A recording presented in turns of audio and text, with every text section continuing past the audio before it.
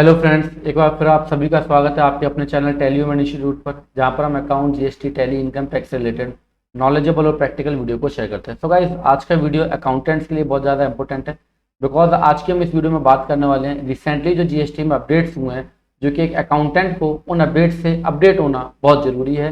तो उनके रिगार्डिंग आज बात करने वाले हैं। साथ के साथ जीएसटी की ड्यू डेट जो कि सितंबर 2021 के बीच में आएंगी, उन सभी जीएसटी की ड्यू डेट्स के बारे में बात करने वाले हैं। तो वीडियो को पूरा देखें, स्किप ना करें। स्किप करते हैं तो भैया फिर कोई फायदा नहीं है ना। तो इसलिए स्किप ना करें, पूरे वीडियो को देखें, बिकॉज एक अकाउंटेंट के पॉइंट ऑफ व्यू से वीडियो बहुत ज़्यादा इंपॉर्टेंट है, बहुत ही ज़्यादा रेलिवेंट और बेनिफिशियल इन्फॉर्मेशन जो है आपको आज के इस वीडियो में मिलने वाली है। तो भैया बिना किसी देरी करे हुए वीडियो की फटाफट शुरुआत कर लेते हैं और समझ लेते हैं सर ऐसे कौन कौन से अपडेट्स हैं जिनसे कि एक अकाउंटेंट को अपडेट होना बहुत जरूरी है। तो चलिए सर, पहला अपडेट CGST रूल 59(6)। भैया सभी को पता है कि 1 सितंबर 2021 से ये रूल लागू हो रहा है, जिसको अगर मैं ब्रीफली अगर एक्सप्लेन करूँ तो सिंपल सी बात है भैया, अगर आपकी GSTR 3 भी फाइल नहीं होगी पिछले 2 महीने की, तो आप GSTR 1 को भी फाइल नहीं कर सकते हो। सर ऐसा क्यों कर दिया हमारे साथ, ऐसा अत्याचार क्यों कर दिया भैया गवर्नमेंट ने? ऐसा अत्याचार इसलिए करा है क्योंकि बिकॉज कुछ सप्लायर क्या करते हैं कि GSTR 1 को तो फाइल कर देते हैं, जिससे सामने वाले के 2A में रिफ्लेक्ट हो जाता है, वो ITC को क्लेम कर लेता है। बट भैया गवर्नमेंट का फायदा नहीं हो पाता। क्यों नहीं हो पाता? क्योंकि 3B को फाइल नहीं करा, और 3B को फाइल ना करने से गवर्नमेंट के पास टैक्स का पैसा नहीं पहुंचा। इसलिए भैया गवर्नमेंट ने बोल दिया कि अगर GSTR 3B अगर फाइल नहीं करोगे 2 महीने की लगातार, तो आपका GSTR 1 जो है आप उसको फाइल नहीं कर पाओगे। और साथ के साथ आपको पता होगा कि पहले से ई वे बिल वाला ऑलरेडी नियम लागू है कि आप ई वे बिल भी नहीं बना सकते। सो इसको थोड़ा सा डिटेल में और समझ लेते हैं। From 1 September 2021 taxpayers will not be able to file GSTR 1।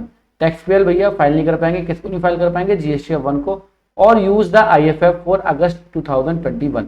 Sir कौन से महीने की? अगस्त 2021। अगस्त 2021 की जो है वो ना तो GSTR 1 फाइल कर पाएंगे, ना IFF रिटर्न को फाइल कर पाएंगे इन केस ऑफ QRMP, क्योंकि भैया अगस्त की डेट ही पड़ेगी सितंबर में, और रूल लागू कब से हो रहा है? 1 सितंबर 2021 से। आगे समझते हैं। On the GST portal if they have pending GSTR 3B filings, अगर उनकी GSTR 3B पेंडिंग होंगी। सर कब तक की पेंडिंग होगी?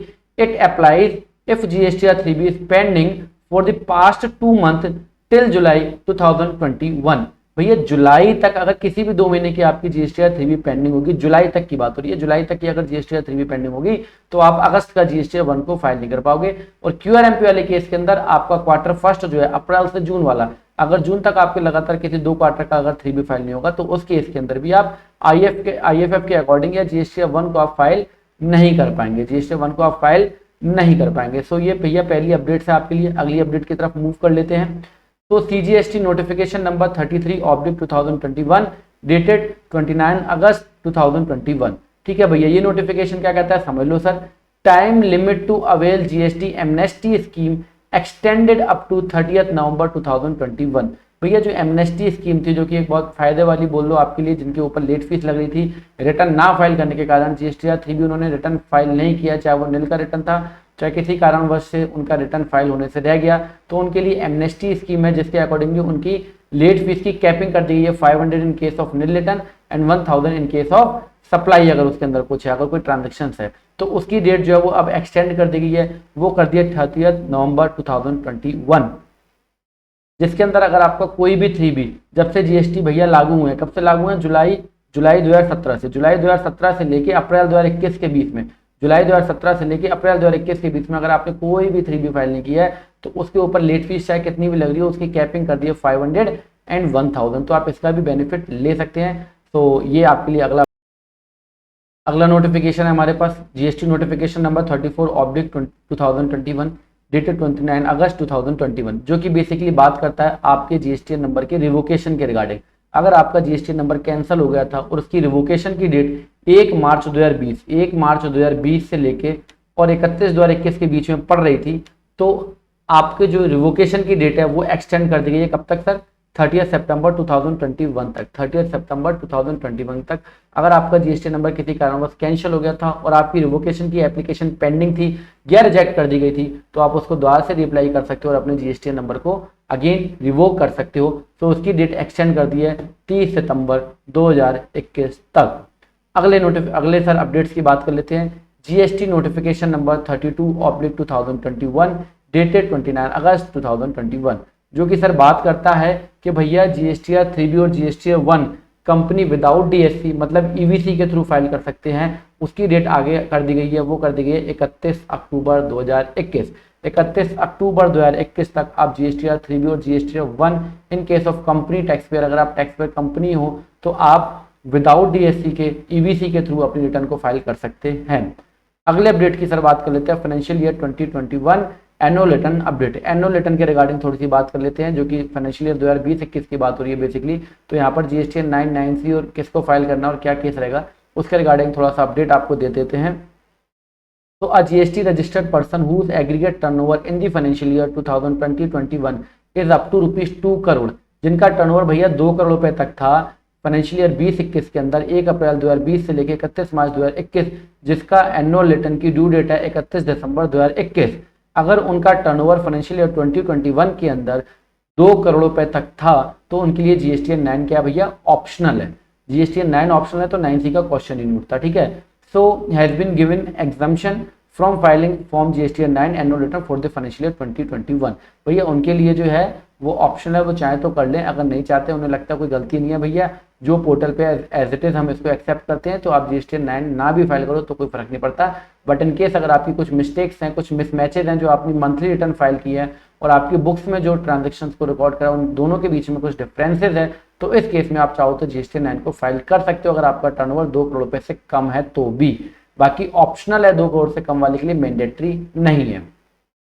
इसी के अंदर अगला पॉइंट जो है सर सेक्शन 35(5) इज ओमिटेड। भैया सेक्शन 35(5) जो है वो रूल हटा दिया गया है, सेक्शन हटा दिया गया है। बेसिकली ये किसके रिगार्डिंग था, ये रिगार्डिंग था अगर आपका टर्नओवर 2 करोड़ रुपए से ज्यादा होता है, अगर आपका टर्नओवर 2 करोड़ रुपए से ज्यादा होता है किसी भी फाइनेंशियल ईयर में, तो आपको जो है रिकंसिलिएशन स्टेटमेंट लगाना पड़ेगा, वो भी किसी सर्टिफाइड CA या CMA के थ्रू।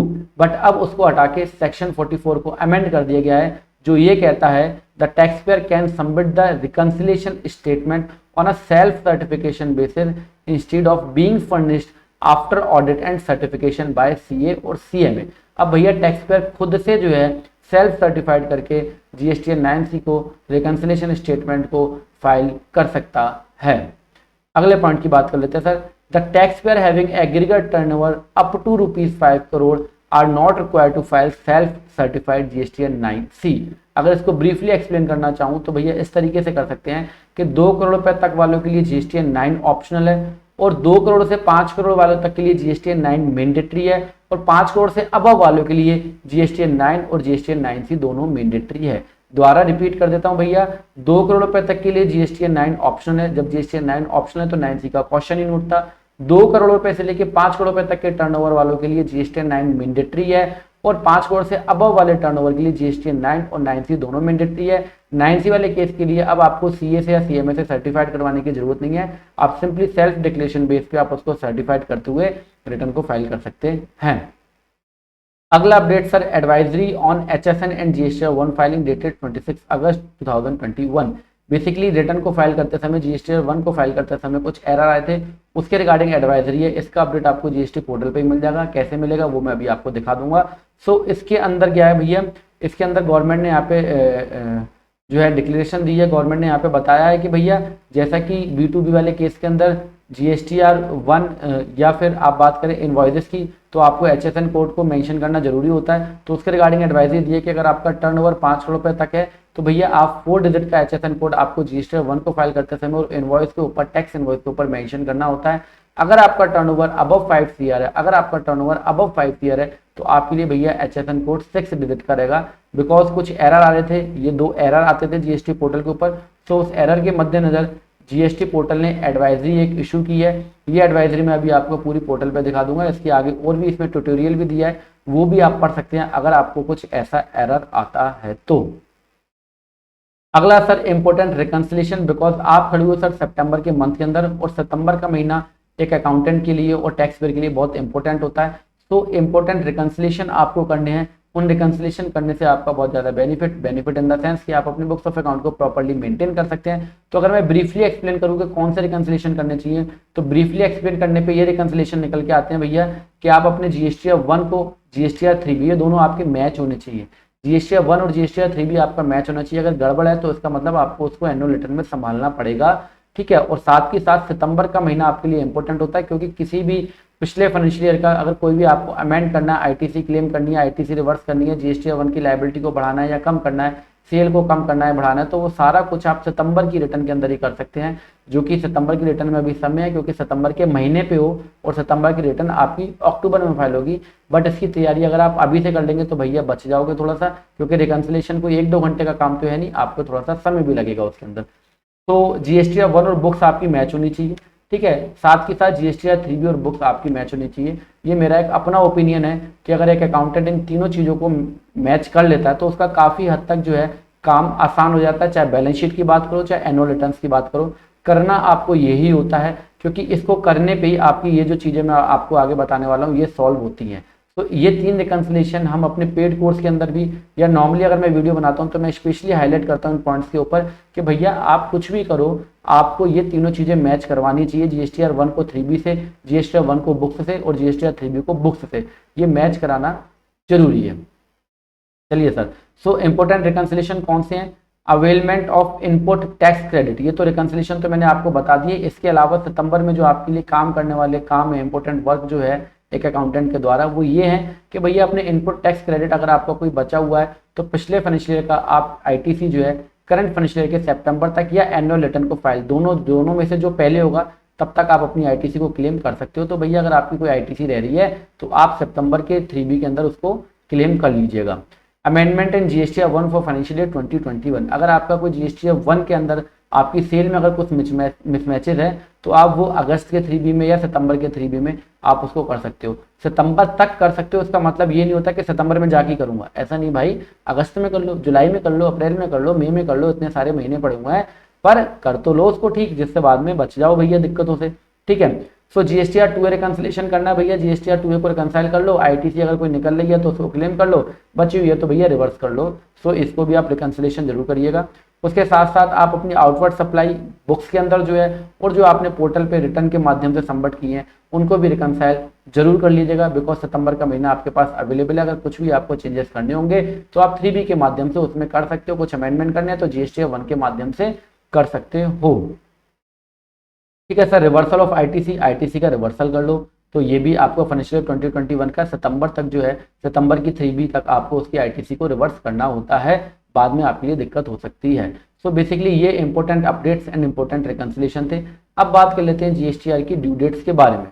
तो सितंबर के महीने में जो ड्यू डेट आ रही है उसके बारे में भैया बात कर लेते हैं। तो पहली ड्यू डेट है 11 सितंबर 2021, 11 सितंबर 2021। सर किसकी ड्यू डेट है? जीएसटीआर 1 की। सर किसकी ड्यू डेट है? जीएसटीआर 1 की ड्यू डेट है for the month of August 2021।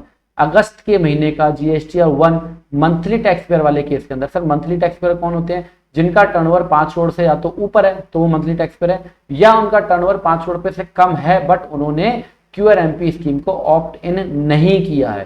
Turnover या तो 5 करोड़ से ऊपर है तो आप मंथली टैक्स पेयर होगे, मतलब आपकी डेट है 11 अगस्त। और अगर आप 5 करोड़ से कम के टर्नओवर हो बट आपने क्यूआरएमपी स्कीम को अगर ऑप्ट इन नहीं किया है, क्यूआरएमपी स्कीम को ऑप्ट इन नहीं किया है, तो आपके लिए जीएसटीआर 1 की जो ड्यू डेट होती है वो थी 11 सितंबर। सर जीएसटीआर 1 अगर फाइल नहीं करेंगे तो क्या लेट फीस लगेगी? भैया इसका किसी के पास कोई जवाब नहीं है। लेट फीस का नोटिस आ जाए ना आए ये गवर्नमेंट जाने भैया, बट फाइल करना जरूरी क्यों है? वो इसलिए जरूरी है क्योंकि 11 अगस्त के बाद अगर आप फाइल करते हो तो जो कट ऑफ है, जो जीएसटीआर 2B का कट ऑफ है, वो उसके अंदर जो है वो आपका इनवॉइस नहीं आएगा। आपसे जिसने माल खरीदा है, और पर्टिकुलरली उस मंथ का रिटर्न अगर आप 11 तारीख तक फाइल नहीं करते हो तो उसके 2B के अंदर रिफ्लेक्ट नहीं होगा, और 2B के बिहाफ पे आपका जीएसटीआर 3B प्रिपेयर होता है ऑटो पॉपुलेटेड। सो उस केस में दिक्कत हो जाएगी। सो कृपया करके जीएसटीआर 1 को 11 सितंबर तक फाइल कर दीजिएगा अगर आप मंथली टैक्स पेयर हैं तो। और अगर आप क्वार्टरली टैक्स पेयर है, क्वार्टरली टैक्स पेयर कौन होता है? जिसका टर्नओवर 5 करोड़ रुपए से कम होता है और उसने क्यूआरएमपी स्कीम को ऑप्ट इन किया हुआ होता है। तो टर्नओवर कम होता है 5 करोड़ से और उसने क्यूआरएमपी स्कीम को ऑप्ट इन किया है तो उस केस के अंदर 13 सितंबर उसके लिए आईएफएफ की डेट होती है। हालांकि आईएफएफ ऑप्शनल होता है, बट भैया कहने को ऑप्शनल है, फाइल कर देना। फाइल नहीं करोगे तो जिससे आपने माल खरीदा है उसके 2A और 2B में रिफ्लेक्ट नहीं होगा, तो ये भी एक प्रॉब्लम हो सकती है। तो आईएफएफ वाले केस के अंदर 13 सितंबर 2021 अगस्त के आउटवर्ड सप्लाई के लिए आपकी लास्ट डेट होती है 13 सितंबर 2021। सर 20 सितंबर 2021 कौन सी? सर 20 सितंबर 2021 जीएसटीआर 3B की डेट है अगस्त 2021 के लिए। For the month of August 2021 GSTR 3B की जो ड्यू डेट है वो 20 सितंबर 2021 है, 20 सितंबर 2021। किस केस के अंदर? अगर आपका टर्नओवर 5 करोड़ रुपए से अबव है, अगर आपका टर्नओवर 5 करोड़ रुपए से अबव है, या फिर आपने QRMP स्कीम को ऑप्टेन नहीं किया हुआ, दोनों ही चीजें हैं। अगर आपका टर्नओवर 5 करोड़ से अबव है तो भैया सीधा सीधा GSTR 1 और 3B आपका मंथली होता है। अगर आपका टर्नओवर 5 करोड़ रुपए से कम है और आपने QRMP स्कीम को ऑप्टेन नहीं किया हुआ है तो भी आपके लिए GSTR 1 और GSTR 3B जो है वो मंथली होता है, और ड्यू डेट्स जो लगती हैं वो 11 और 20 तारीख आपके लिए लगती हैं। अगर आपका टर्नओवर वॉलंटरी बेस पे, एक तो हो गया कंपलसरी बेस पे, कंपलसरी बेस पे हो गया भैया 5 करोड़ से अबव टर्नओवर, वॉलंटरी बेस पे हो गया कि आपने QRMP स्कीम का ऑप्टेन नहीं किया तो ये वॉलंटरी बेस के ऊपर हो गया, तो भी आपके लिए 20 सितंबर 2021 ड्यू डेट है GSTR 3B की अगस्त 2021 के महीने के लिए। अगली डेट अगर बात करें तो 25 सितंबर 2021 जो कि PMT 06 मंथली मतलब मंथली टैक्स पेमेंट है for the month of August 2021 under QRMP scheme. अगर आप QRMP स्कीम को आपने ऑप्टेन किया हुआ है तो अगस्त का रिटर्न तो आपका GSTR 3 पे जाएगा नहीं, बिकॉज जुलाई अगस्त सितंबर के बाद आपका अक्टूबर में जो है वो GSTR 3 पे जाएगा। बट अगस्त में अगर आपकी टैक्स लायबिलिटी बन रही है, चाहे वो किसी भी मेथड से बन रही हो, सेल्फ असेसमेंट मेथड या फिक्स्ड पेमेंट मेथड से बन रही हो, तो आपको जो है उसका पेमेंट जो है 25 सितंबर 2021 तक PMT 06 के माध्यम से करना होता है। सो आई होप इतनी अपडेट्स एक अकाउंटेंट के लिए जरूरी थी, तो वो अपडेट्स मैंने आप सभी के साथ शेयर की हैं। तो ये वीडियो देखने के लिए आपका दिल की गहराइयों से धन्यवाद। साथ के साथ अगर आपको पूरा का पूरा PDF चाहिए तो आपको पूरा का पूरा PDF हमारे टेलीग्राम चैनल के ऊपर मिल जाएगा। टेलीग्राम चैनल को ज्वाइन करने के लिए आपको टेलीग्राम ऐप को डाउनलोड करना है प्ले स्टोर से, जो कि बिल्कुल फ्री ऑफ कॉस्ट है। देन आपको टेलीह्यूमन इंस्टीट्यूट चैनल को सर्च करना है, जहाँ पे ऑलरेडी आई थिंक 17,500 से ज़्यादा अकाउंटेंट्स जुड़े हुए हैं, तो वहाँ पे आप ज्वाइन कर सकते हैं। आपको पूरा का पूरा PDF फ्री ऑफ कॉस्ट वहाँ पे अवेलेबल हो जाएगा। अगेन वीडियो देखने के लिए आपका दिल से धन्यवाद। Thank you.